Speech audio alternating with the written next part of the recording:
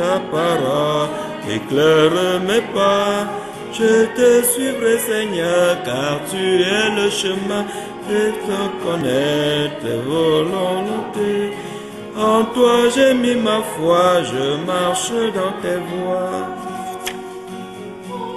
J'ai mis ma foi, je marche dans tes voies. Au nom du Père et du Fils et du Saint-Esprit.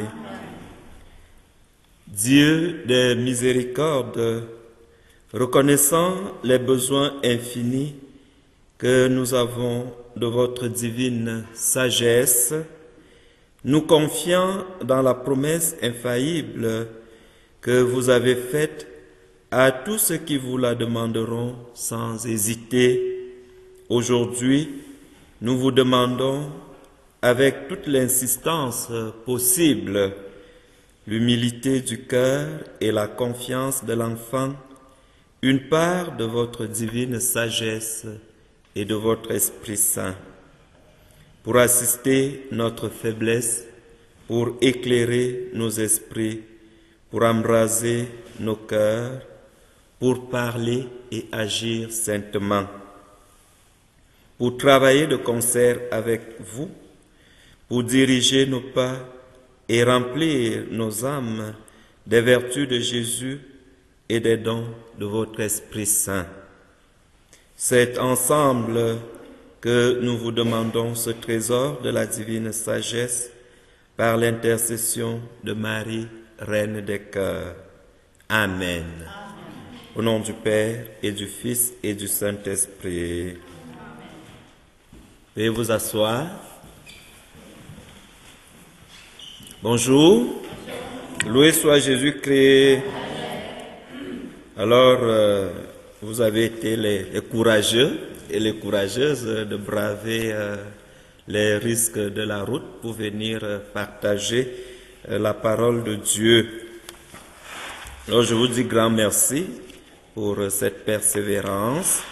Et comme le Seigneur lui-même nous le dit, là où 2 ou 3 sont réunis en mon nom, je suis au milieu d'eux. Alors le Seigneur est au milieu de nous pour nous donner son esprit, pour qu'il nous éclaire et nous guide sur effectivement les chemins de la vie. Et l'un des chemins de la vie que le Seigneur nous propose tous les jours, c'est la parole de Dieu. Et c'est pour cela que nous sommes là pour partager et méditer cette parole. Le mois passé, nous avons échangé autour du livre des psaumes.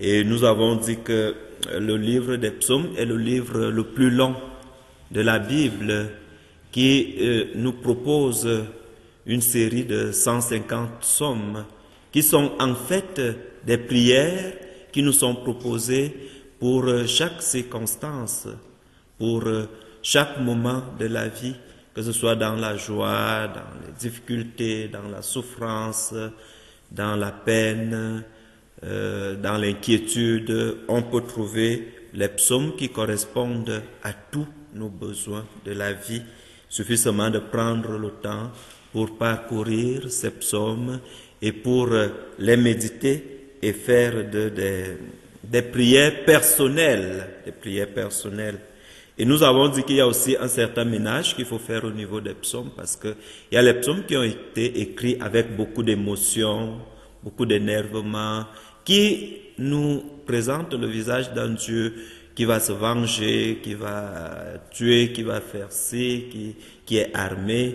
Alors, tout ça, c'est aussi comprendre que ça a été écrit par des personnes qui vivaient des moments difficiles, qui vivaient des situations compliquées, qui étaient opprimés, oppressés et qui voulaient se défouler. Donc c'était comme une façon de se défouler. Alors, il faut comprendre ça dans ce sens. Et choisir les psaumes qui peuvent nous aider à grandir dans notre vie de foi, dans notre vie spirituelle au quotidien. Et on disait que les psaumes, en général, selon l'étymologie et selon même l'origine, nous renvoient toujours aux louanges. Chanter au Seigneur les louanges, chanter au Seigneur l'action de grâce. Et les psaumes nous présente les moyens par lesquels on peut se mettre vraiment en action de grâce. On peut vivre en perpétuelle action de grâce, toujours en train de reconnaître Jésus et Dieu comme celui qui nous a tout donné et à qui nous devons seulement la gloire et la reconnaissance. Et on disait que la valeur spirituelle des psaumes se trouve dans nos anciens, nos modèles, nos parents, qui eux-mêmes ont prié ce psaume parce qu'ils ont été inspirés par Dieu. Ce sont des prières qui ont été inspirées par Dieu.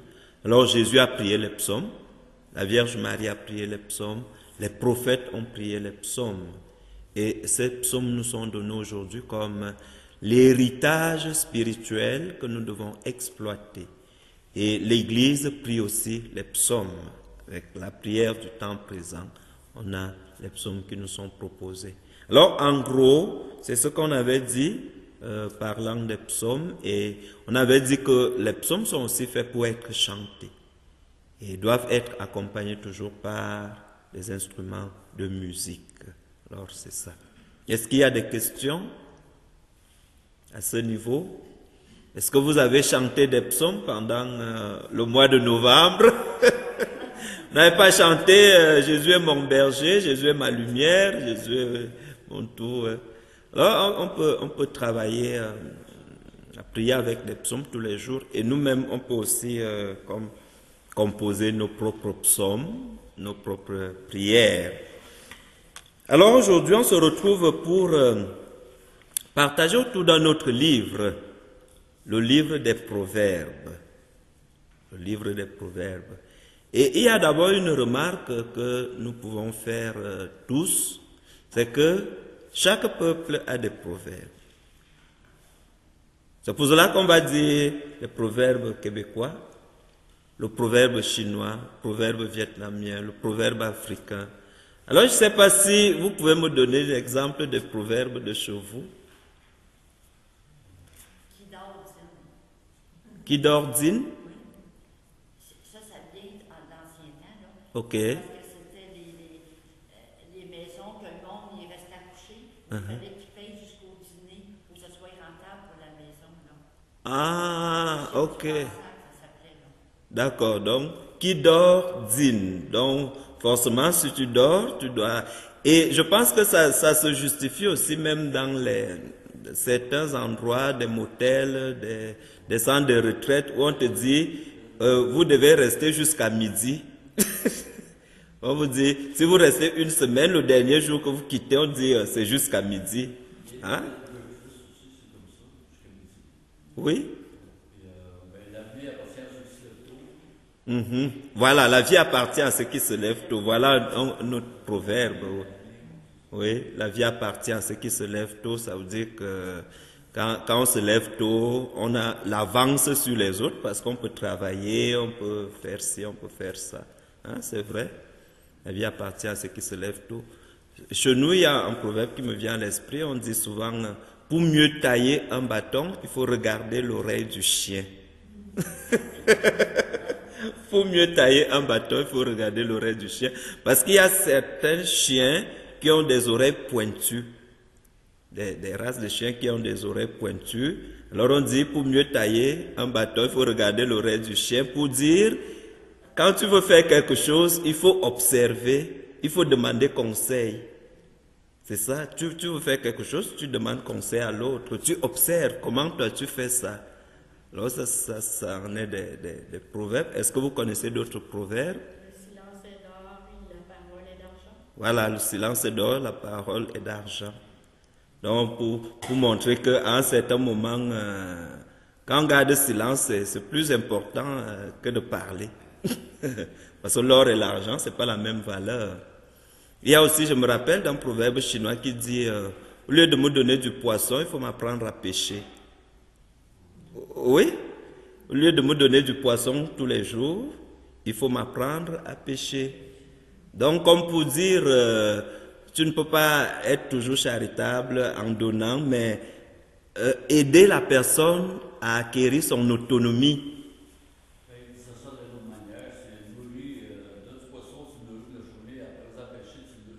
Voilà, c'est ça. Quand tu donnes du poisson, tu nourris pour une journée, mais quand tu apprends à pêcher, tu nourris pour toute la vie. Donc c'est aider quelqu'un, mais l'amener à l'autonomie, amener la personne à se prendre en main, lui donner par exemple des moyens, je ne sais pas, soit de trouver un travail, soit de partir une entreprise, soit de partir quelque chose qui l'aide à s'autosuffire. Donc ne pas toujours être là à demander. C'est beau, hein? Donc vous voyez que nous avons tous des proverbes dans nos traditions, dans nos cultures, dans nos vies de chaque jour. Il y a des proverbes et c'est toujours des paroles de sagesse. Alors le livre des proverbes que nous allons étudier aujourd'hui est une collection de recueils. Donc c'est plusieurs recueils qui ont été regroupés pour nous transmettre des enseignements et une certaine sagesse. Parce que dans les proverbes, il y a une certaine sagesse qui est enfermée dans le contenu même des proverbes. C'est vraiment la sagesse. Alors nous avons vu l'exemple avec ces quelques proverbes que nous avons donnés, qu'il y a toujours un enseignement qui se cache derrière un proverbe. Alors, la majorité des proverbes, ou les proverbes dans le livre qui nous est proposé, sont attribués à Salomon. Salomon qui a été considéré en Israël comme le sage par excellence. Le sage par excellence parce que il savait s'y prendre pour résoudre les problèmes, pour résoudre ci, pour résoudre ça, pour gérer les crises. Alors il a été considéré comme le sage. Et rappelez-vous que lorsque Salomon a été élu roi, ou bien lorsqu'il a été nommé roi, qu'est-ce qu'il a demandé au Seigneur? La sagesse. Il lui a demandé la sagesse, il lui a demandé l'esprit de discernement, il lui a demandé cette ouverture de l'esprit qui devait l'aider à mieux conduire son peuple. Alors, Salomon est donc considéré comme le sage par excellence d'Israël et c'est pour cela qu'on va lui attribuer les proverbes. Et la sagesse, parlant de Salomon comme sage par excellence, on peut s'arrêter un peu sur la sagesse et dire la sagesse selon les Juifs ou selon le peuple d'Israël, c'est d'abord un savoir-faire, un savoir-vivre. C'est l'art de bien conduire sa vie. Lorsqu'on dit que quelqu'un est sage, cette personne, c'est un artisan. C'est l'art de bien conduire sa vie. Et lorsqu'on voit quelqu'un agir, lorsqu'on voit quelqu'un poser des actes ou même parler, alors on peut dire c'est un sage. Parce que dans ce qu'il fait, dans ce qu'il propose, il y a effectivement cet art-là. L'art de bien conduire sa vie, c'est aussi la capacité de savoir apprécier, savoir reconnaître, savoir apprécier, que ce soit la beauté, que ce soit la bonté, reconnaître et protéger aussi. On va dire le sage connaît la valeur des choses. On va te dire, oui, tu connais la valeur des choses, tu es sage. Donc, la sagesse aussi, ça se renferme dans savoir apprécier, savoir reconnaître la beauté, la bonté, connaître la valeur des choses et prendre le temps aussi d'apprécier, c'est-à-dire le goût, voir le goût, donner le goût, la saveur, savoir apprécier, ça c'est le sage. Alors les recueils qui nous sont proposés, c'est quand même curieux de voir que on nous parle d'un livre et on dit c'est le livre des proverbes. Mais en réalité, dans ce livre de proverbes, on retrouve seulement 25% de proverbes. Dans tout le livre, il n'y a que 25% de proverbes. Alors, les autres textes sont des textes qui nous sont proposés, mais qui ne sont pas des proverbes, qui nous sont proposés comme soit pour décrire la sagesse, pour nous présenter la sagesse personnifiée, ainsi de suite, mais ils ne sont pas des proverbes, c'est un peu curieux, mais on a quand même retenu le livre des proverbes. Alors, concernant l'origine du mot proverbe, On peut voir l'étymologie en hébreu, on peut voir en grec, on peut voir même en latin. C'est comme ça qu'en hébreu, on aura l'étymologie qui vient de machal. Machal. Hein. Donc, proverbe, en hébreu, c'est machal. Et en grec, c'est paromia. Paromia, comme parole. Et en latin, c'est proverbium. Et là, on se rapproche davantage. On parle de machal, paromia et proverbium. Et c'est ça qui nous donne donc le mot proverbe. Et proverbe peut donc signifier sentence, ça peut signifier parabole, ça peut signifier aussi allégorie.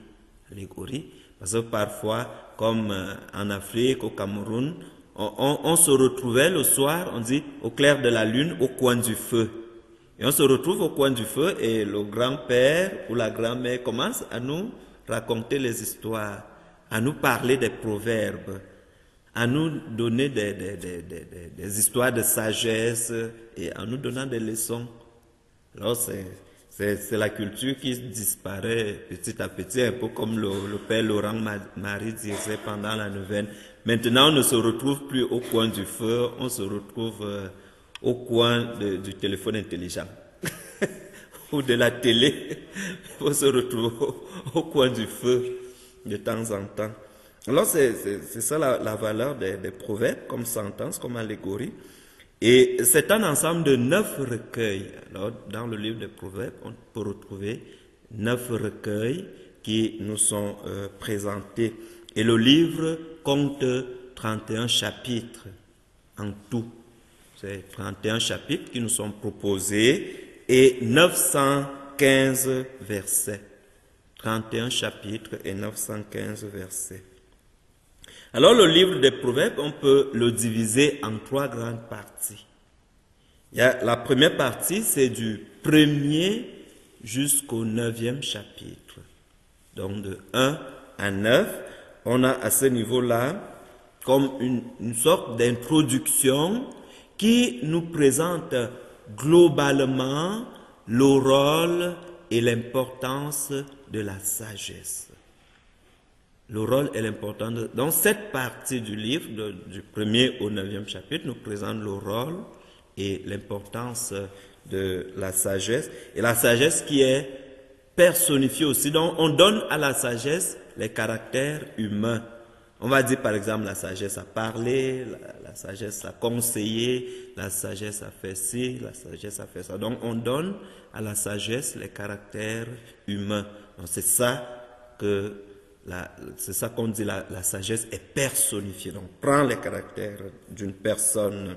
Elle se présente aussi comme la sagesse, dans cette partie du livre, se présente comme collaboratrice de Dieu. Et vous vous rappelez, on va dire, lorsque Dieu créait le monde, il était assisté par la sagesse créatrice qui accompagnait Dieu lorsqu'il créait le monde. La deuxième partie de ce livre est un recueil maintenant des proverbes qui sont attribués à Salomon. Comme on a dit, Salomon qui est considéré comme le sage par excellence en Israël. Mais aussi d'autres recueils, d'autres sages qui viennent d'Orient, d'Occident aussi, qui viennent nous proposer aussi leur sagesse. Donc, c'est comme un recueil de sagesse venu d'autres horizons aussi, qu'on retrouve dans cette partie-là. Et la troisième partie, c'est une série de pensées et de conseils des sages aussi. Parce qu'il n'y a pas que le Salomon qui parle, il y a d'autres sages qui vont parler dans le livre des Proverbes, comme Agour, qui va aussi parler, qui va donner sa part de sagesse, d'autres personnalités. Alors voilà comment est composé le livre des Proverbes. Et l'enseignement qui nous est donné ici, c'est lequel? Quel est l'enseignement que le livre des Proverbes nous donne? Alors le livre des Proverbes nous propose un enseignement qui concerne avant tout les individus, donc des personnes, dans leur relation avec Dieu, dans leur relation les uns les autres, dans leur relation dans la vie de couple, dans la vie de famille, ainsi de suite. Donc voilà, l'enseignement tourne autour de ces conseils-là. Ça concerne d'abord les individus, ça concerne des personnes, et les conseils qu'ils donnent visent à permettre à chaque personne de mener une vie équilibrée. Alors si on dit tu as une vie équilibrée, ça veut dire que tu sais choisir le juste milieu, tu sais faire la part des choses, une vie heureuse, une vie sous la conduite de Dieu. Voilà l'enseignement qui nous est donné.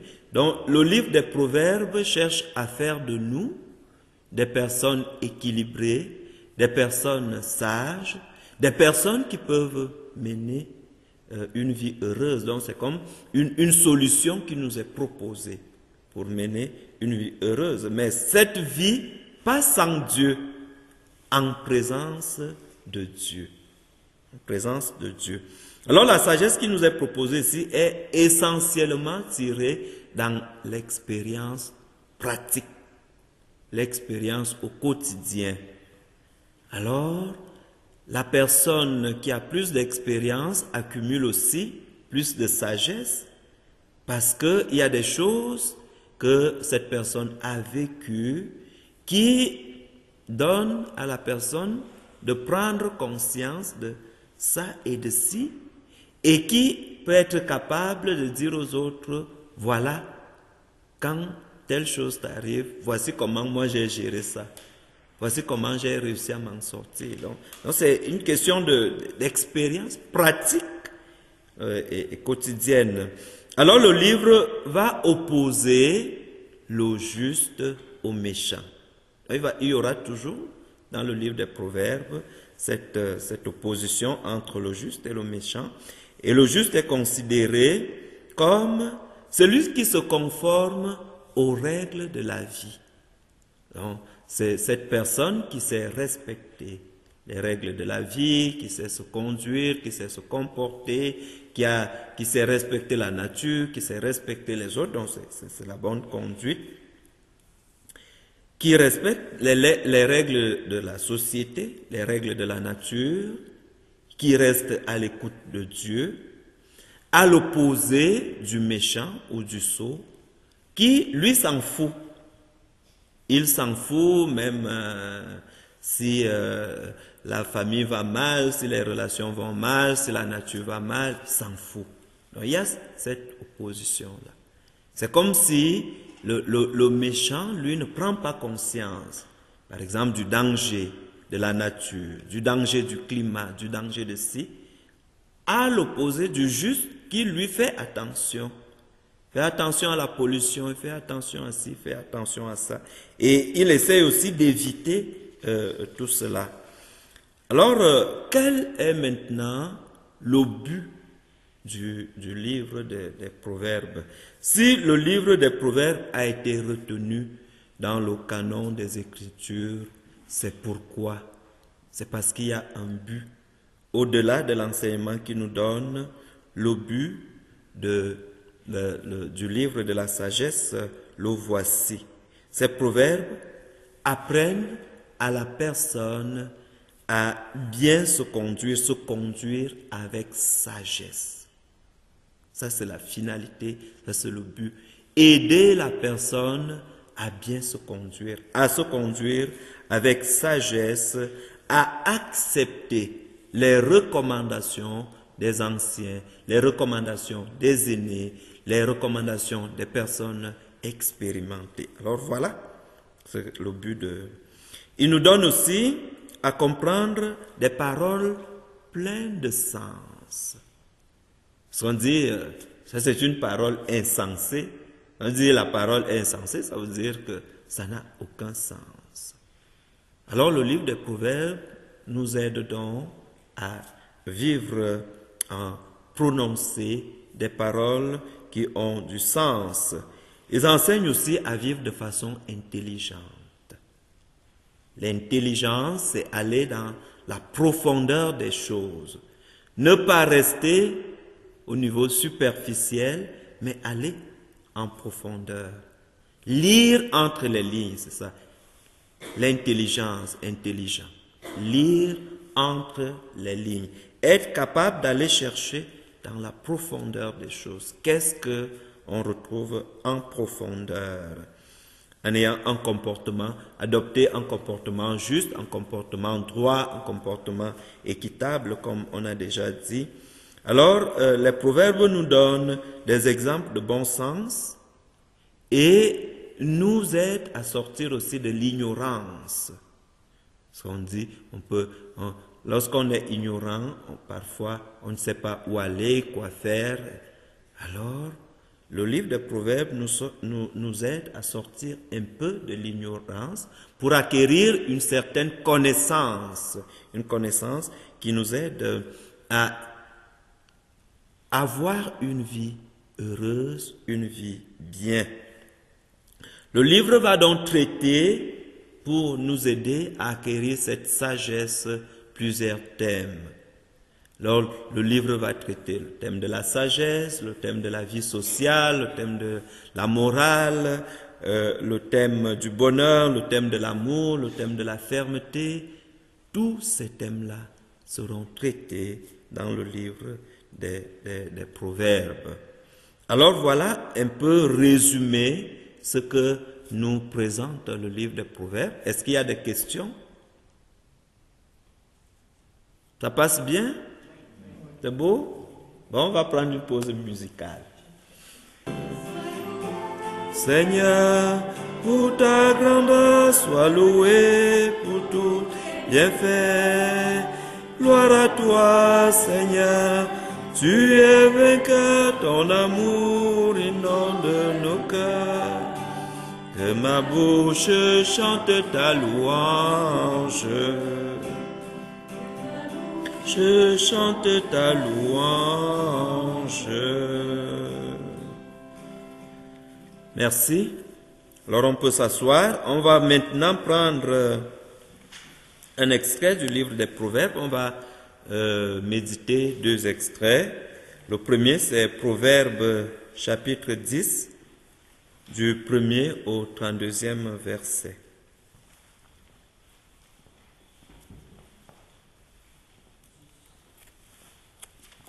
Proverbes chapitre 10.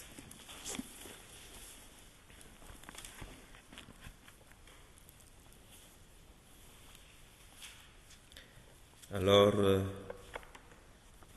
on peut écouter cet extrait.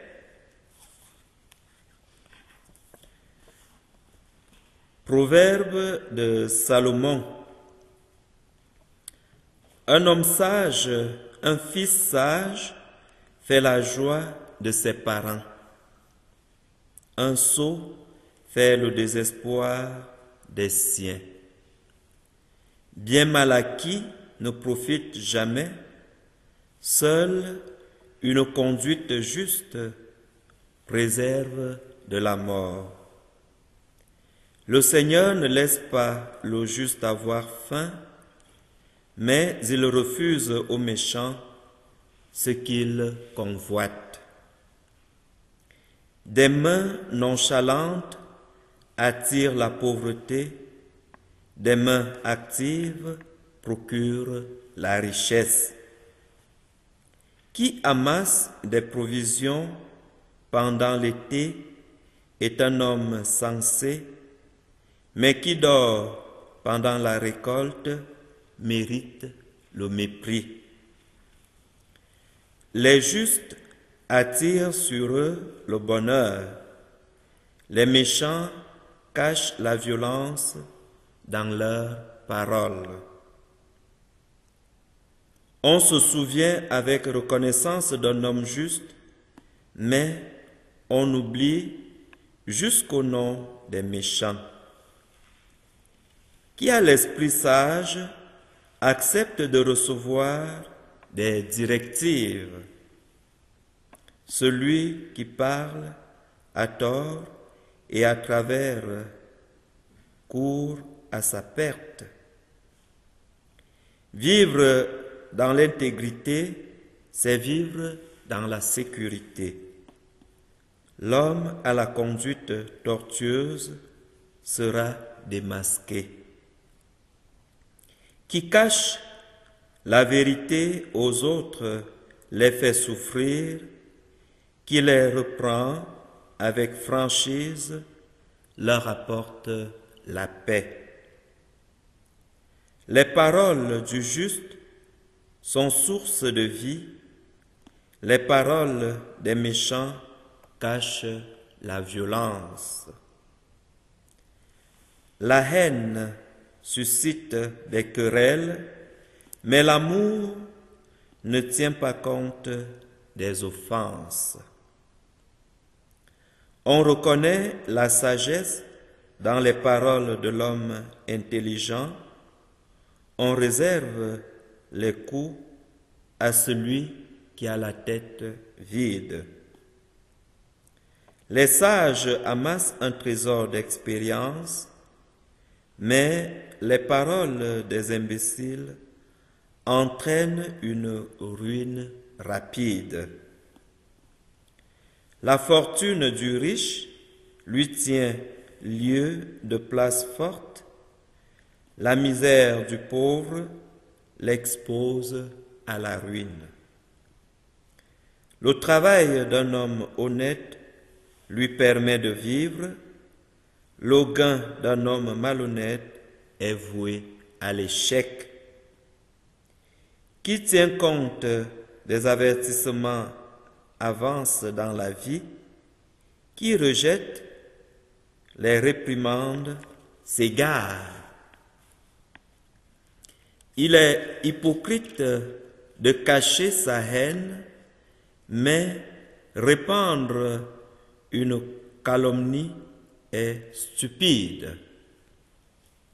Qui parle trop cause forcément du tort.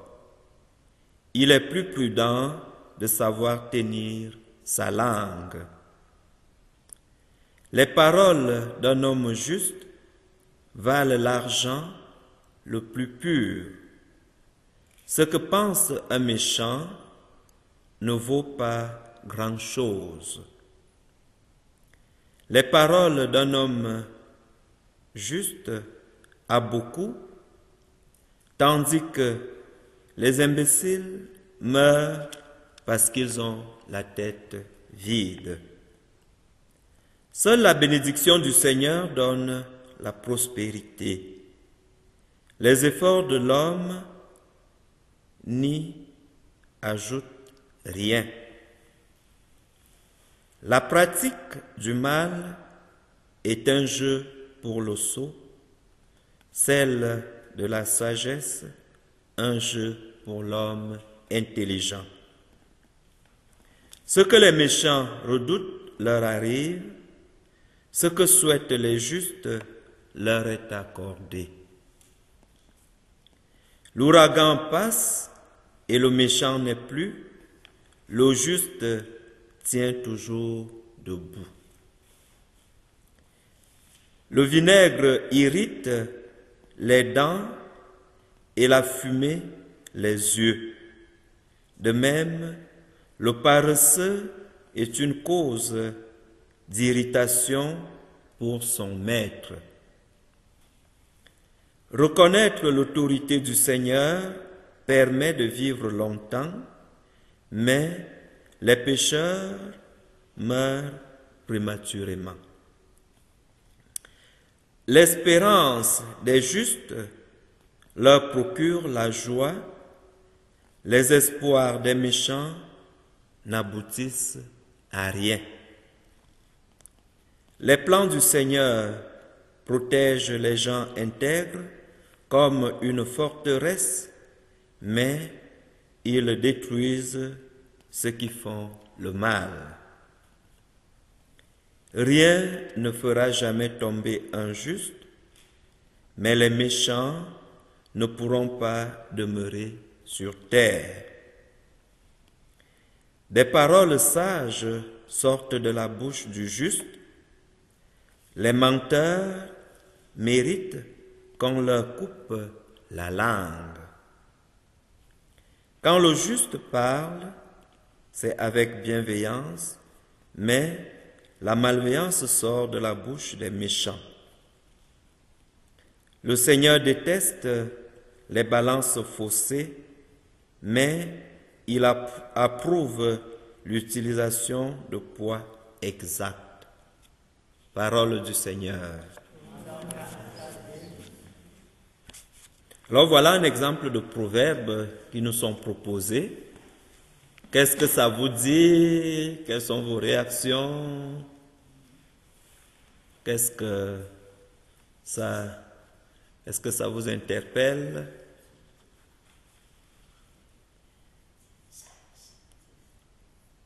Dans les Proverbes chapitre 10, de 1 jusqu'à 31, 11 aussi continue. Donc quand vous écoutez ces proverbes, qu'est-ce que ça vous dit? Ça parle. Oui, ça parle. Ça éveille notre intelligence sur des choses, des fois, qu'on s'arrête pas. Je pense qu'il faut les lire et les relire. Pour Oui. nous garder dans la lumière de ces proverbes-là, parce que c'est facile d'oublier. Oui. Et ça nous remet en route, ça nous garde en route si on reste centré sur toute la parole de Dieu, mais les proverbes, c'est notre conduite aussi à travers la vie au quotidien. Oui, c'est ça. Donc on a dit que les proverbes nous donnent comme l'expérience, nous donnent comme des conseils pour une bonne conduite. Donc c'est concret, c'est pas abstrait. Alors il faut toujours chercher la leçon. Qu'est-ce que ça veut dire? Qu'est-ce qui se cache derrière tes paroles? Oui? Ça nous incite à rester dans le chemin, dans le bon chemin, parce qu'ils disent, si fait telle affaire, mais le saut, c'est autre chose. Fait que si on veut rester dans le droit chemin, disons que c'est ça. Ok. Ah ouais, c'est ça. Donc si on veut rester sur le bon chemin, ça nous enseigne. Ça nous garde dans la santé spirituelle. Oui, ça nous garde dans la santé spirituelle parce que à plusieurs reprises on parle le Seigneur bénit le juste, le Seigneur fait ci. C'est comme si lorsqu'on se conduit sur ce chemin des proverbes, on est en bonne santé spirituellement parce que Ça a toujours rapport avec les qualités des défauts. Nos qualités nous élèvent, nos défauts nous enfoncent. voilà. Le résumé, c'est un peu ça. Oui, hein, c'est ça, c'est un bon résumé. C'est comme pour dire les qualités nous élèvent et les défauts nous diminuent. Et on peut expérimenter ça même dans notre vie. Hein. Chaque jour, on se rend toujours compte que quand on fait ce qui n'est pas bien, notre conscience nous rattrape et puis c'est comme si on était un peu diminué. C'est pour ça, tout le temps, la ligne est mince entre la volonté de Dieu et notre volonté. C'est quand ça arrête la volonté de nous, quand elle commence à sienne. Puis c'est l'égoïsme qui fait qu'on va tirer sur son bord, puis l'altruisme qu'on va tirer sur son bord. C'est ça. Oui, oui. La ligne est mince, des fois, c'est pas évident. Oui, c'est pour cela qu'il faut demander la grâce. Demander la grâce parce que nos mérites parfois sont limités. Et puis, comme vous dites, la ligne est vraiment mince. Ma volonté et la volonté de Dieu. Donc, il y a toujours ce combat-là. Qu'est-ce que je veux et qu'est-ce que Dieu veut? Est-ce que ce que je veux, c'est ça que Dieu veut? Alors... C'est assez facile, dans le fond, c'est assez facile de savoir. Si je fais ma volonté, puis ça va me faire souffrir. Mais si je souffre, c'est parce que c'était pas sa volonté. J'en mets toujours à ça. Si je me ramasse dans la souffrance, je me dis, ouais, j'ai fait ma volonté. c'est ça. Bon, ça peut aussi arriver. Donc, il faut toujours s'inscrire dans la volonté de Dieu. S'inscrire dans la volonté de Dieu. Et pour s'inscrire dans la volonté de Dieu, il faut rester à l'écoute. Il faut écouter qu'est-ce que Dieu dit, qu'est-ce que Dieu veut. Alors, si on est toujours à l'écoute, et puis cette écoute commence effectivement par l'écoute de la parole de Dieu. Qu'est-ce que Dieu me dit dans sa parole? Alors, par exemple, les proverbes, ça peut même nous aider chaque jour. Ça peut nous aider chaque jour quand je suis face à une situation. Alors, je vais un peu lire dans les proverbes. Est-ce que je peux trouver un texte qui me parle de ce que je vis actuellement? Confucius, c'était bon là-dedans. Oui, c'est ça. C'est le premier qui a commencé ça. Oui, c'est ça, c'est pour cela qu'on a dit le livre des Proverbes, c'est une collection, c'est un recueil des sagesses qu'on a eu ici et là. Alors, aujourd'hui, on peut continuer à écrire même les livres des Proverbes. Parce qu'on n'a pas tous les proverbes ici, c'est pour cela que j'ai dit chaque peuple a ses proverbes. Parce qu'il y a une certaine sagesse qui est véhiculée là. C'est les vérités qui sont en nous, en fin de compte. Oui. Les choses qui sont en nous, quand on les voit, ça nous éveille plus la présence de la vérité. Mais dans le fond, quand on cherche une solution, tout est de nous. Ça ne peut pas être conscient que la parole de Dieu elle existe en nous, elle est en nous. Mais ça nous aide, ça nous fait vivre, en fin de compte. Je pense que la Bible, en fin de compte, nous rappelle que tout ça est en nous. Oui. Oui, effectivement, on dit, c'est Saint Augustin qui disait, je le cherchais à l'extérieur, en dehors de moi, alors il est à l'intérieur. C'est pour cela qu'il faut souvent prendre le temps de descendre. Je descends dans mon cœur profond, je vais le chercher là. Dieu est là et puis notre conscience est là, l'Esprit Saint est là qui sait nous aider à savoir que ça ne vient pas de Dieu, ça vient de Dieu. Mais si on est à l'écoute, parce que c'est là où se trouve tout le problème. Si on n'est pas à l'écoute, ça peut passer inaperçu, on ne comprend pas. Mais si on est à l'écoute, on va dire, oups, il y a telle chose, il y a telle chose, il y a telle chose. Un slogan sage, c'est pourquoi faire demain ce qu'on peut faire aujourd'hui. J'étais plutôt porté à pourquoi faire aujourd'hui ce qu'on peut faire demain. Ah bon?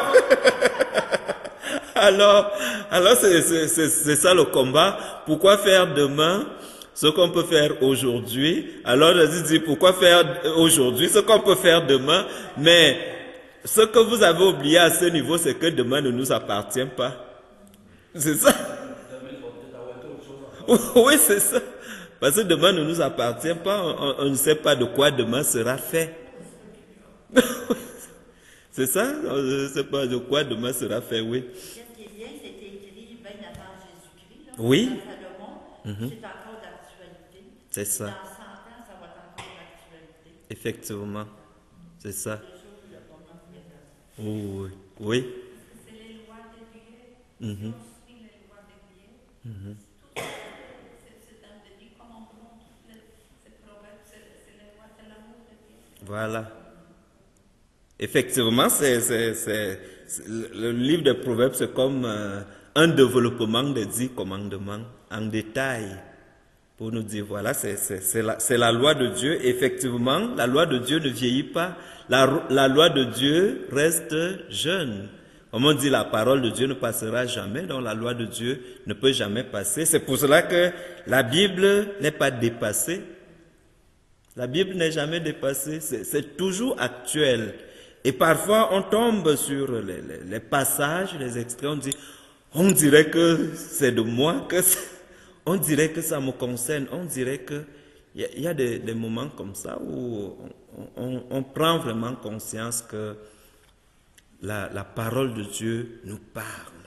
Donc c'est toujours actuel, c'est le développement des commandements de Dieu, c'est la loi de Dieu, c'est la loi divine, et c'est cette loi-là effectivement qui nous donne la joie, parce que lorsque on commence au chapitre 10, on dit un fils sage, comme on peut dire aussi une fille, donc un enfant sage fait la joie de ses parents. Un enfant sage fait la joie de ses parents et effectivement, on peut l'expérimenter lorsque les parents souffrent parce que tel enfant n'a pas su choisir le bon chemin, n'a pas une bonne conduite, ça fait la souffrance des parents. Or, un enfant sage qui sait faire ses choix, qui sait se comporter dans la vie, ça fait aussi la joie, le bonheur des parents. Alors les parents vont se vanter, mon fils est ceci, ma fille est ceci, ainsi de suite, parce que le fait que son enfant soit sage, ça nous procure la joie. Et l'enfant qui n'est pas sage fait la tristesse, la souffrance de ses parents. Vous voyez juste pour commencer. Et le chapitre 3 nous dit, le verset 3 du chapitre 10, « Le Seigneur ne laisse pas le juste avoir faim. » Donc c'est comme si lorsqu'on vit dans la loi de Dieu, lorsqu'on vit selon la volonté de Dieu, Dieu lui-même va s'occuper de nous. Et Jésus nous dit dans l'évangile, ne vous préoccupez pas de demain, parce que demain va s'occuper de lui-même. Là, il y a des paroles comme ça. Le verset 12, la haine suscite des querelles. Par exemple, ça c'est aussi une réalité. Lorsqu'on garde la haine, lorsqu'on nourrit la haine, tôt ou tard, il y aura des querelles, il y aura des choses. Alors, mais l'amour ne tient pas compte des offenses. Donc c'est l'amour qui est là pour grandir, pour évoluer, pour avancer. Seule la bénédiction du Seigneur donne la prospérité. Les efforts de l'homme n'y ajoutent rien. Que pensez-vous de ce proverbe? Je relis. Seule la bénédiction du Seigneur donne la prospérité. Les efforts de l'homme n'y ajoutent rien. Ce que je comprends, c'est parce que, dans le fond, c'est pas moi, c'est par Dieu que je deviens juste. C'est Dieu qui me rend juste. C'est pas par mon effort. C'est pas que j'ai pas d'effort à faire. C'est que même si je veux suivre tout ça, des fois, je vais tomber. Mais de savoir déjà que Dieu, c'est par lui que je peux devenir juste, qu'il y a quelque chose qui fait que, tu sais, c'est pas, ça devient moins lourd, ça devient que c'est un abandon à Dieu. Dieu, tu sais, rechercher la justice, je pense que je suis invitée à rechercher la justice, mais il y a quelque chose qui fait que de savoir que c'est Dieu d'abord qui est le juste, qui me rend juste par sa grâce. Moi, c'est ça. Oui, merci. Oui. On peut faire bien des efforts pour un projet, mais ça n'a pas la bénédiction de Dieu. Comment on continuerait comme ça? Voilà. Ok. Autre réaction? De laisser notre volonté de côté et de demander son aide. Ok. Si on la demande, ça va être plus facile, puis on va être inspiré. Ok. C'est ça. Oui, c'est beau et ça nous aide aussi à comprendre que lorsqu'on lit les proverbes, il faut toujours faire attention. Parfois, on peut mal comprendre parce que si on lit « Seule la bénédiction du Seigneur donne la prospérité, les efforts de l'homme n'y ajoutent rien », c'est comme pour dire « Bon, je vais compter sur la bénédiction et je vais me coucher tranquillement, tranquillement sans rien dire effectivement, comme Marie-Ève dit. C'est pas que les efforts ne comptent pas. Parce qu'au fond, et vous avez dit ça juste, si nos efforts ne sont pas bénis de Dieu, ça n'aboutit à rien. Vous voyez. C'est comme quelqu'un qui travaille pour rien, c'est comme le travail de Sisyphe qui veut faire monter une grosse pierre sur la colline. C'est comme si on a travaillé pour rien. Nos efforts ont été en vain et on regrette. Alors il faut que nos efforts soient accompagnés de la bénédiction de Dieu. Un peu comme qui se lève tôt, la vie appartient à celui qui se lève le... ça veut dire que quand tu te lèves tôt, tu demandes la bénédiction de Dieu, alors Dieu vient comme couronner ton effort. Couronner ton effort. Donc il faut chercher l'équilibre à ce niveau-là. Ne pas dire, bon voilà, je vais compter seulement sur la bénédiction de Dieu, je vais vivre dans la chapelle tranquillement. Alors, on avait un professeur de philosophie qui nous disait, si tu restes toute la journée à la chapelle, le formateur viendra te dire, mon ami, dans le monastère, on doit aussi manger. Oui, c'est ça. Donc, c'est à ce niveau-là qu'il faut chercher effectivement l'équilibre. Ne pas mettre Dieu de côté pour dire, non, c'est moi, c'est comme Madame Aline disait, ma volonté. Il dit, je vais faire des choses avec ma volonté. C'est ma volonté, c'est ma volonté. Mais si on ne laisse pas passer la volonté de Dieu, dit, Seigneur, toi-même précède-moi, fais ceci, fais cela, mais je fais ma part. Ça veut dire, je contribue.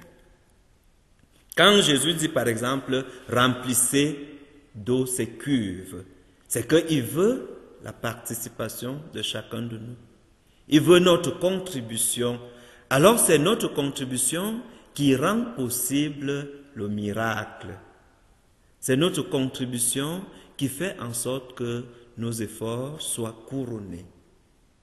Donc c'est comme ça qu'il faut comprendre. C'est égoïste ou altruiste. Oui, c'est ça. L'égoïste, tu prends l'extérieur pour toi-même qui ça veut servir, puis l'altruiste, ça part de l'intérieur pour aller vers l'extérieur pour les autres. Si tu fais pour les autres, c'est altruiste. Si tu fais juste pour toi, c'est égoïste, tu te gardes des ramasses, finalement, tu n'es jamais heureux, parce que tu n'es jamais content, et en même temps, jamais assez. C'est ça. Mon père, il est comme ça, il en a, il est pas heureux. Parce que ça peut aussi cacher l'orgueil, qu'on va dire, je fais tout par moi-même, je fais ceci, je m'en fous de Dieu, je m'en fous des autres, parce que ça peut aussi aller même dans nos relations avec les autres, où on veut dire non, on n'a pas besoin de l'aide de Dieu. Parce qu'au fond, la bénédiction de Dieu, c'est une aide que Dieu nous porte pour nous dire, je t'accompagne, je t'assiste, c'est ça. Et lorsqu'on a cette bénédiction, on ne peut pas être déçu à la fin pour dire, oh, j'ai perdu mon temps, j'ai perdu mes énergies, j'ai perdu ma force, parce que on a demandé à Dieu de nous donner sa bénédiction. C'est ce qui manque à notre monde d'aujourd'hui. C'est ça. Ah ouais, c'est ça. C'est ça, on ne veut plus demander à Dieu sa bénédiction. Alors c'est la réalité du monde aujourd'hui où on veut mettre Dieu à la porte.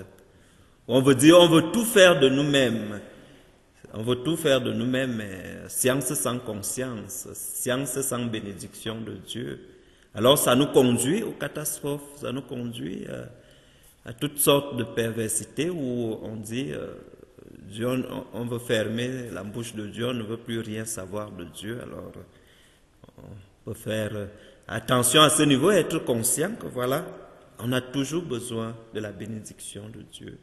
Et parfois, on peut avoir même des témoignages dans notre vie personnelle où on dit, chaque fois qu'on a demandé la bénédiction de Dieu, ça s'est passé autrement.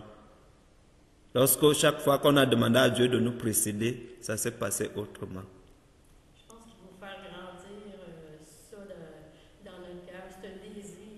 Je pense qu'il manque beaucoup de désir d'avoir Dieu dans notre vie aujourd'hui.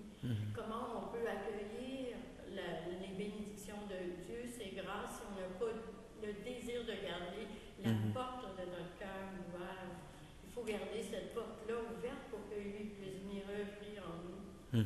Alors, il faut partager ce désir-là de faire grandir autour de nous, ce désir de garder, d'ouvrir cette porte pour que le Seigneur rentre.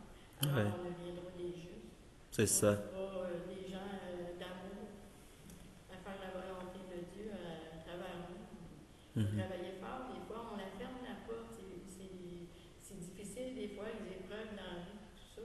Mais si on garde le désir d'être vraiment des enfants de Dieu, je crois que quand le désir est là, on peut accueillir mieux les bénédictions et les grâces qui nous sont données. Parce que ça a l'air qu'on a tout à nos pieds, c'est que nous, on ne sait pas comment les cueillir, toutes ces grâces et bénédictions-là. Alors, il faut y travailler. Effectivement, c'est Dieu lui-même qui nous justifie. Effectivement, il faut avoir cette soif de Dieu, cette nostalgie de Dieu pour que, Dieu se tient à notre porte et il frappe. Il frappe, si on ouvre, il entre. Si on ferme, bon, qu'est-ce que vous voulez? Alors, c'est exactement ça. Oui? Quand des fois, on veut faire une œuvre pour Dieu, il veut qu'on fasse une œuvre de Dieu. Si on peut faire une guerre au nom de Dieu, pour Dieu, dans le fond, c'est pas ça qu'il veut, c'est d'autres choses. C'est ça. Dans le fond, c'est toi, qu'est-ce que tu veux, c'est moi, qu'est-ce que je veux pour toi. Si tu continues de mieux autres pour tes parents, puis tu n'aimes pas qu'ils ont besoin, tu n'aimes pas quel escalier, tu vas pas de monter l'escalier, tu sais. Il faut toujours être à l'écoute de Dieu pour faire une œuvre. Lorsqu'on fait une œuvre pour Dieu, on fait une œuvre de Dieu. Oui, c'est ça. On l'a aussi appris pendant la neuvaine, quand le Père Laurent Marie disait faire les choses de Dieu, faire les choses pour Dieu. Alors, il faut toujours un discernement. C'est pour cela que le Saint Pape Jean XXIII disait on ne peut pas parler de guerre sainte. Il n'y a pas de guerre sainte. On va dire, on va faire la guerre au nom de Dieu. Non, il n'y a pas de guerre au nom de Dieu parce que Dieu n'est pas là pour faire la guerre. Lui, il est là pour la paix. Alors, donc, il faut toujours les choses de Dieu, les choses pour Dieu. Alors, parfois, le combat de ce que je veux et ce que Dieu veut, alors ça nous rattrape toujours, être à l'écoute. Être à l'écoute et être aussi attentif aux signes. Parce que parfois, lorsqu'on entreprend des choses, on peut avoir des signes qui nous font comprendre que non, ça, Dieu est là ou Dieu n'est pas là. Alors, il faut aussi être à l'écoute de ces signes-là. C'est beau. Croire à Dieu et croire en Dieu. Croire à Dieu, il est l'autre, je nous en fais. C'est ça. Mais laisser à Dieu une place dans mon cœur pour qu'il soit là, pour dire un peu comme Saint Paul, ce n'est plus moi qui vis, c'est Dieu qui vit en moi. D'accord. Alors, on va passer à un autre extrait. Maintenant, chapitre 31, donc la fin du livre des Proverbes.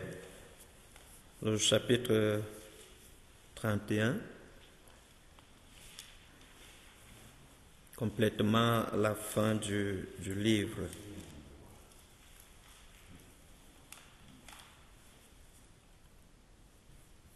On a là le titre Portrait de la femme vaillante.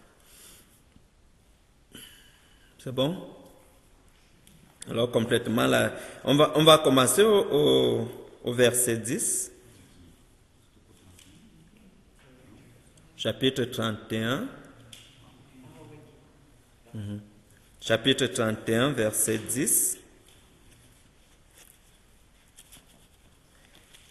Une femme vaillante est une véritable trouvaille. Elle a plus de valeur que des perles.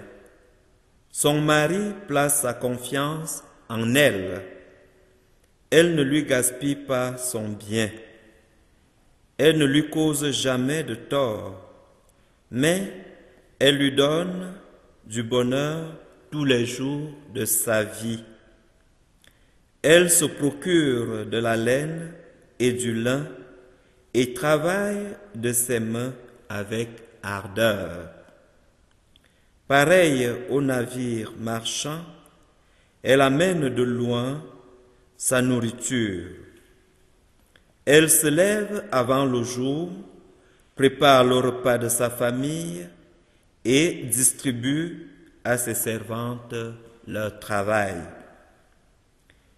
Après avoir bien réfléchi, elle achète un champ et plante une vigne grâce à l'argent qu'elle a gagné. Elle se met au travail avec énergie et ne laisse jamais ses bras inactifs. Elle constate que ses affaires vont bien. Elle travaille même la nuit à la lumière de sa lampe. Ses mains s'activent à filer la laine, ses doigts à tisser des vêtements. Elle tend une main secourable aux malheureux, elle est généreuse envers les pauvres. Elle ne craint pas le froid pour les siens, car chacun dans sa maison a double vêtement. Elle se fabrique des tapis et porte des habits raffinés en lin pourpre. Son mari est un notable honorablement connu. Il participe aux délibérations du conseil de la ville. Elle confectionne des vêtements et les vend Elle livre des ceintures aux marchands qui passent. La force et la dignité sont sa parure. Elle sourit en pensant à l'avenir. Elle s'exprime avec sagesse. Elle sait donner des conseils avec bonté. Elle surveille tout ce qui se passe dans sa maison et refuse de rester inactive. Ses enfants viennent la féliciter. Son mari chante ses louanges. Bien des femmes se montrent vaillantes, dit-il, mais toi, tu les surpasses toutes. Le charme est trompeur, la beauté passagère. Seule une femme soumise au Seigneur est digne d'éloge. Que l'on récompense sa peine, que l'on chante ses mérites sur les places publiques. Parole du Seigneur.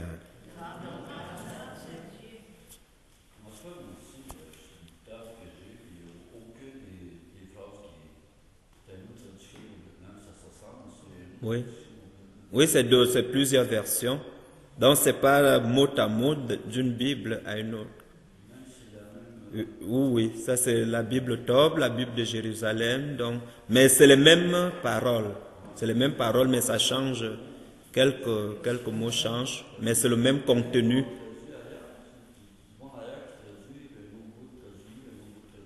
Oui, les traductions varient d'une édition à une autre. Ça dépend. Alors, qu'est-ce qui vous frappe, qu'est-ce qui vous touche en écoutant cet extrait? Cette partie-là de la Bible, là, c'est une partie que j'aime pas. Parce que c'est trop idéal, là. Oui. Travailler jour et nuit, ses enfants la félicitent. Quand on élève des enfants, là, c'est demandant. Ils sont pas là pour nous féliciter. C'est comme ça, pas d'enfants. Ben, il dit au début, quand des servants, elle donne des ordres aux servants. C'est deux autres qui élèvent les enfants. Quand je suis capable de faire ça, là, idéalement, c'est pas moi qui ai fait.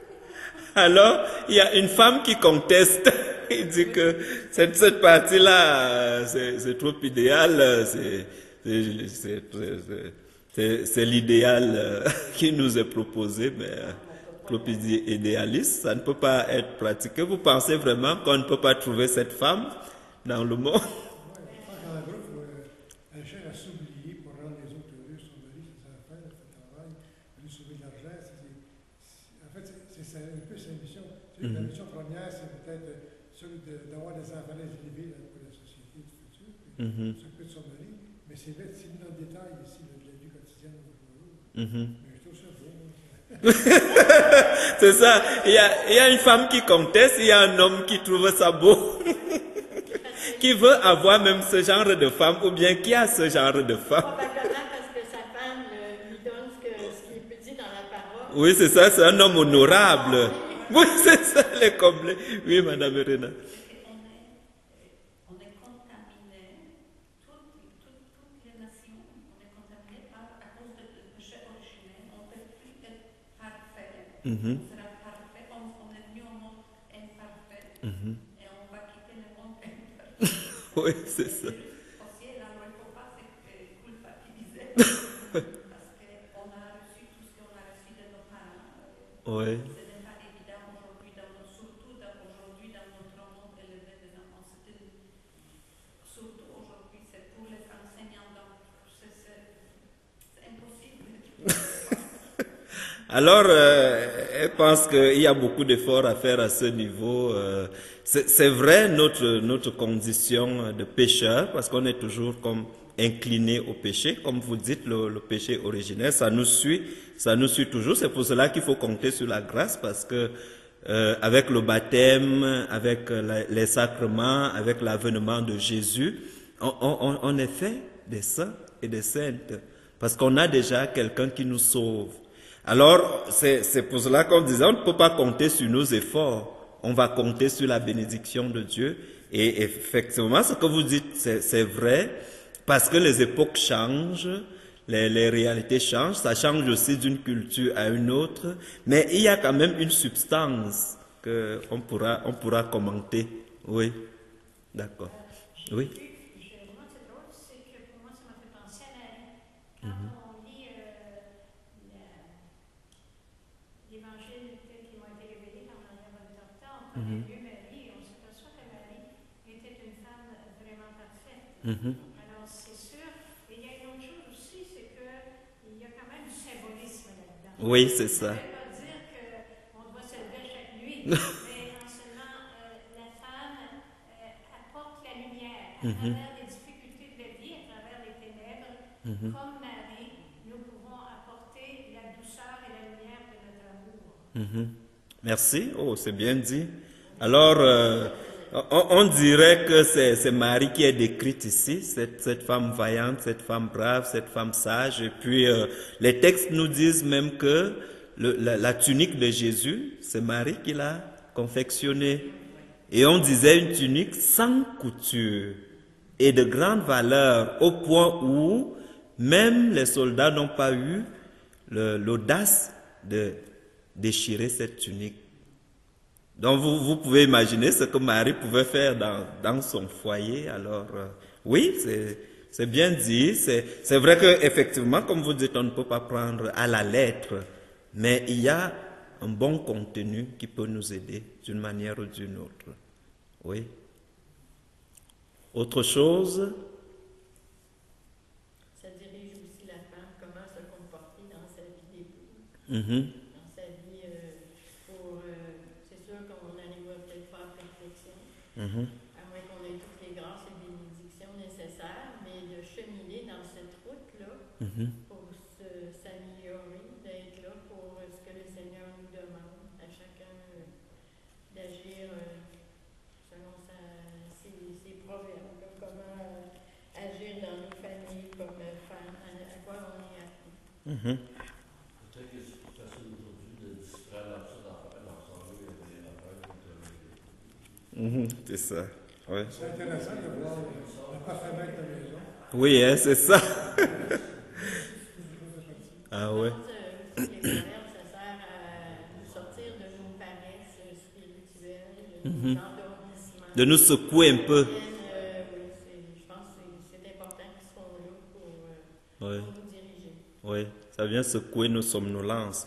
Mais il y a vraiment une part de vérité dans ce texte que nous venons d'écouter, parce que moi je prends l'exemple de ma mère. Elle était la première à se lever, parfois le matin. Elle va se lever à 5 heures et c'est elle qui va nous réveiller pour dire, on va prier. Levez-vous, on va prier. Parfois, il y avait des jours où tu te lèves, maman est déjà partie au champ. Par exemple, si elle prépare son marché, si elle prépare quelque chose, elle est déjà partie au champ, chercher des régimes de plantain, chercher des trucs. Et il y a aussi une autre réalité, c'est elle qui va nous habiller. Les femmes, ça tricote, ça coud, ça fait ci. Et avant, c'était vraiment accentué. Les gens n'achetaient pas trop les vêtements. C'est la maman qui, à la maison, qui confectionnait, qui cousait, qui, quand ça se déchire, ainsi de suite, qui savait ce qu'il faut pour l'enfant. Donc il y a une part de vérité là.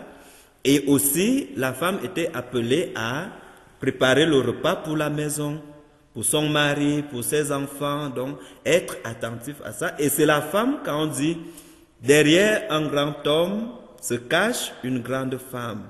Et généralement, on disait, c'est sa femme qui lui donne des mauvais conseils. c'est sa femme qui l'empêche d'être charitable. C'est sa femme, parce que la femme, parfois, ça vise, ça sait gérer. Et moi, un peu, dans la vie religieuse, je regarde un peu ça. C'est vrai, les réalités sont différentes. Quand on regarde les communautés des femmes, les communautés religieuses féminines et les communautés religieuses masculines, il y a toujours une petite différence. Chez les femmes, il y a toujours comme une petite touche, une petite particularité qui fait qu'on sent que oui, ça c'est une femme. Il y a une communauté qui avait été escroquée par certaines personnes. Alors, le prêtre disait, si ça avait été les femmes, on n'allait pas les escroquer. Parce que parfois, la femme, elle sait faire des calculs, elle veille, elle vérifie. Mais l'homme, parfois, ça agit vite, ça peut être l'émotion, ça peut être si. Donc, ça nous présente le rôle vraiment d'une femme qui est là comme une veilleuse. Je dis souvent, elle veille. Elle veille. Mais en même temps, cette femme ne fait pas seulement le bonheur de son mari, elle fait le bonheur de toute la maisonnée, de la famille. Parce qu'on dit que ses enfants vont l'apprécier, seront heureux, seront contents, son mari sera l'homme le plus heureux du monde, ainsi de suite, on nous dit. Et qu'est-ce qu'on dit aussi de cette femme? Elle tend sa main pour donner. Non, elle tend sa main pour secourir et elle ouvre sa main pour donner. Ouais. Ça veut dire que son rôle ne se limite pas seulement au niveau de la famille, mais ça va aussi même au-delà. Parce qu'elle est à l'écoute des autres. Elle est attentive aux autres. Voilà ce que votre mère a fait avec vous. Oui. Oui, merci en tout cas. Je rends grâce à Dieu tous les jours d'avoir eu une telle mère. Et ça, donc, c'est ce rôle de la femme là, reprendre conscience, moi comme femme, quel est mon rôle dans une famille? Quel est mon rôle donc ça peut nous aider dans ce sens-là. Alors, il y a une question que je vais vous poser. Lorsqu'on écoute ce texte, on a parlé de famille, d'enfants, ainsi de suite. Est-ce qu'il y a quelque chose qui manque? Est-ce que vous avez remarqué qu'il y a quelque chose qui manque lorsqu'on écoute ce texte concernant la femme? Voilà. Oui. Quoi d'autre? Voilà. Effectivement, lorsqu'on écoute ce texte, on a l'impression que cette femme n'a pas une vie conjugale. Parce qu'on ne parle pas de sa vie conjugale.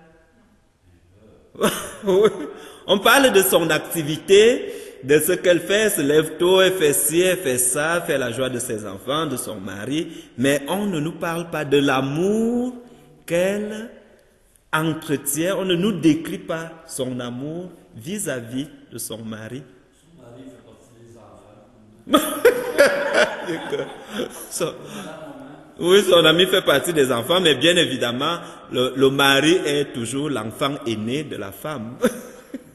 C'est le premier... Non? Pas d'accord. C'est notre gros bébé, n'est-ce pas, Madame Irena? Mais, parce qu'on doit s'occuper de lui, comme notre fils aîné. D'accord qu'on doit s'occuper de lui, mais on se marie avec un homme, pas avec un enfant. Ah, voilà qui est bien dit. On ne se marie pas avec un homme, on ne se marie pas avec un enfant, mais avec un homme. Mais c'est bien dit, mais c'est juste pour dire que lorsqu'on prend soin de notre mari, c'est comme pour dire, voilà, ça c'est mon mari, c'est comme on prenait aussi soin de notre enfant. Mais on sait que notre mari ne doit pas se comporter comme un enfant. Oui, hein? Il va dire que maman, occupe-toi de moi. D'accord, non, c'est bien dit, c'est une bonne parole. Alors, Si un homme réussit à faire tout ce qui nous est enseigné, c'est-à-dire si une femme réussit, c'est parce qu'elle est supportée par l'homme. effectivement, C'est sa vie, oui. comme ça nous est demandé. C'est ça, c'est le soutien du mari. C'est le soutien du mari qui motive la femme, qui encourage la femme. Si la femme ne se sent pas soutenue par son mari, c'est comme si elle va même vite se fatiguer parce qu'elle va dire « je fais tout seul ». Ça devient lourd, hein, lorsqu'on fait tout seul. Mais si on se sent supporté et même porté par notre mari, c'est comme on se sent en sécurité Et ça nous encourage à aller de l'avant. C'est pour ça que la femme, elle sait qu'est-ce que ça prend aux enfants. Une donnée pour aller travailler, pour aller apporter de l'argent, puis elle sait quoi acheter avec. Oui, c'est ça. Oui, la femme, l'homme travaille l'argent et donne à la femme qui gère. Moi, j'entends ça depuis tantôt, puis peut-être que je me trompe, mais moi, plus je regarde ce texte-là, plus je vois que ça pourrait être aussi notre âme dont il s'agit. La femme, c'est un peu comme dans le Cantique des Cantiques, il y a l'époux qui est Dieu, puis il y a l'épousée qui est l'âme. Puis moi, je vois que c'est plus mon âme. Ben, à ce moment-là, c'est pas juste la femme, oui, ça peut être la femme et l'homme en tant que couple dans le concret de la vie, mais ça peut aussi être l'âme devant Dieu.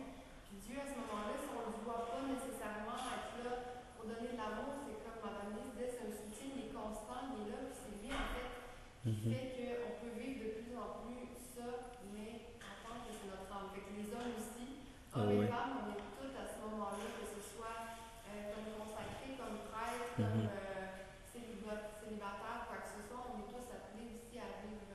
Comme cette femme vaillante. Ouais, exactement. C'est une belle réflexion. Ça rejoint un peu ce que Madame Marlène disait, parce que c'est l'idéal. C'est pour cela que je vous ai dit, est-ce qu'il y a quelque chose qui manque?